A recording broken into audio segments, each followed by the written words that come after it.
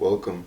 We're here with Mr. Enrique Manrique, and he's the Director of Outpatient Services here at SCAN.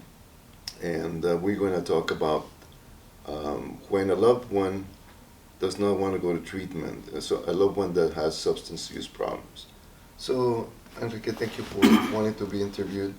Um, what are some of the things that people can do when they have a spouse or a relative or somebody that they love and they are not ready to go to treatment? Well, definitely, it's pretty difficult for people to have someone in their life that is using drugs and to cope with those situations. It becomes really challenging. I mean, there are a few things that family members can do to go when they're going through this situation. One of the first things is understanding that this is not their fault, that this is not something that they caused, that their loved one's addiction is something that they're to blame for. So definitely that's the very first thing that we want people to understand.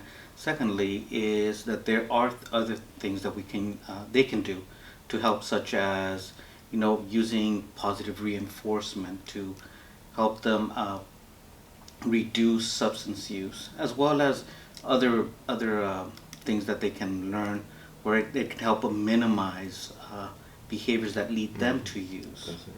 And I think that the best way to learn these skills is to come to a counselor or to talk to somebody, a professional. Definitely, going to a counselor or even community support groups is really good to help them learn these types of skills. By going to a counselor, they can learn skills such as, again, what I mentioned before, positive reinforcement, minimizing. So these are some of the things that can be done. Additionally, avoiding argumentation as well. And I imagine some of those support groups that you were mentioning that are available in the community include things like Al-Anon. Definitely, Um, there's groups for both, for people who use alcohol and as well as people who use drugs, Al-Anon and Nar-Anon. So Okay.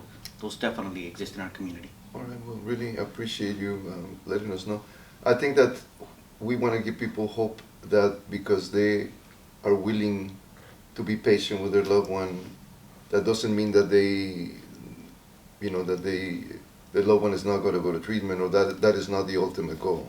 No, no, definitely. One of the things that they can also do is, be patient and look for the right timing to encourage them to go to treatment.